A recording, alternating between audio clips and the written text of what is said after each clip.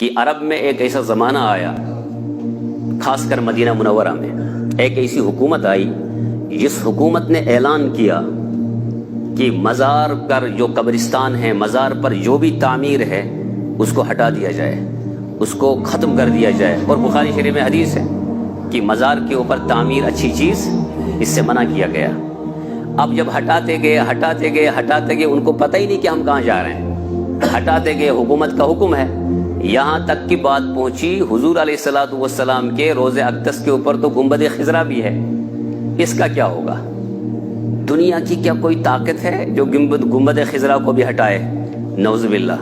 لیکن سوال یہ ہے، قبرستان کے اوپر سے بنا کو ہٹانا، درختوں کا، باقی تعمیرات کو ہٹانا، یہ تو حکم شریعت ہے۔ لیکن محمد الرسول اللہ صلی اللہ علیہ وسلم کے اوپر جو گنبد خضرا ہے اس وقت کیا ہوگا؟ عرب علماء جمع ہے، عرب، یہ میں اصل بتا رہا ہوں اس لیے کہ دنیا کے کسی بھی کونے پر آپ بیٹھے ہوں، آپ کو عشق رسول اندر ہوگا، آپ کو حضور علیہ السلام کی محبت ہوگی، آپ کو حضور علیہ الصلوۃ والسلام کے اقوال، افعال اور آپ کی تمام امور سے دلچسپی ہوگی، آپ کا دل اتنا واضح ہوگا شریعت کے سلسلے میں، تو دنیا کے کسی بھی کونے میں آپ جائیں تو مروب نہیں ہو سکتے آپ۔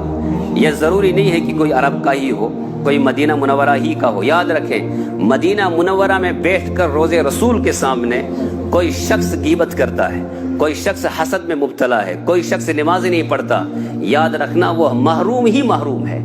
اور اس کے برعکس کوئی شخص اس منڈی میں بیٹھ کر دکانداری کرتے ہوئے اس عشق رسول میں وہ جناب والا گرفتار ہے، اور عشق رسول میں ہمیشہ زندگی گزارتا ہے، اور عشق رسول کی وجہ سے وہ حسد اور جھوٹ اور بغض کو ترک کر دیتا ہے، وہ اس شخص سے حضور کے بہت زیادہ قریب ہے جو مدینہ میں بیٹھا ہوا ہے۔ یہ مدینہ میں رہنا یہ حضور کی قربت کی علامت نہیں ہے، یا مکہ میں رہنا، بلکہ حضور کی احکام پر چلنے کا نام ہے عشق رسول۔ حضور علیہ السلام کی کہی ہوئی باتوں پر عمل کرنے کا نام ہے عشق رسول۔ تو وہاں پر کم و بیش 500 علماء جمع ہو گئے۔ کتنے علماء؟ 500 علماء۔ مجھے اتنا یاد ہے، غالب ممکن ہے کم بھی ہوں زیادہ ہوں۔ اب ان میں عرب علماء بھی ہیں، ان میں ہندوستان کے علماء ہیں، اس میں پاکستان کے علماء ہیں۔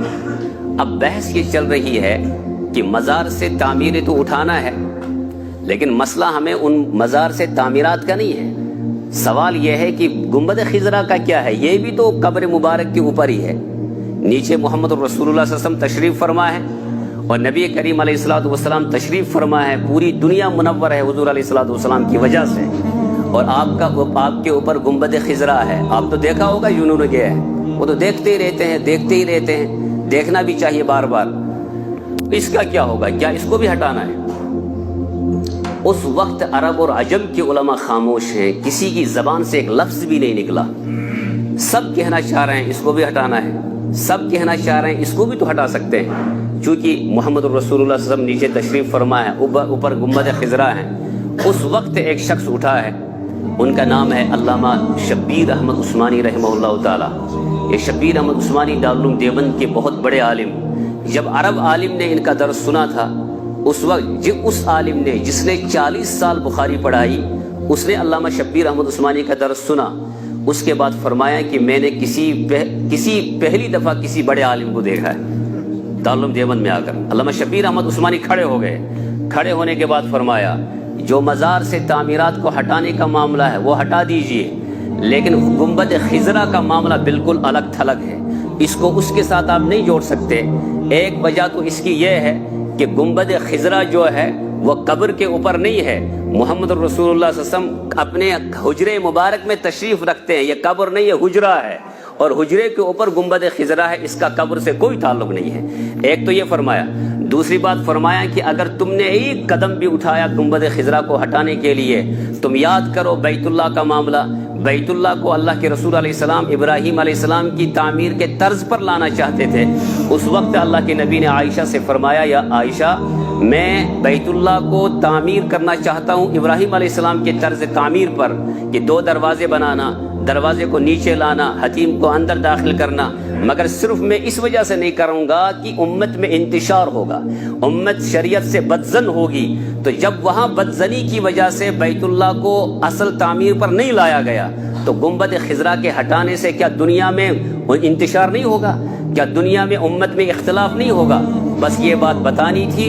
اس وقت کے بادشاہ نے کہا اس ہندی عالم کو اللہ جزائے خیر دے، کوئی ہے عرب علماء میں سے جو علامہ شبیر عثمانی کو کوئی جواب دے سکے؟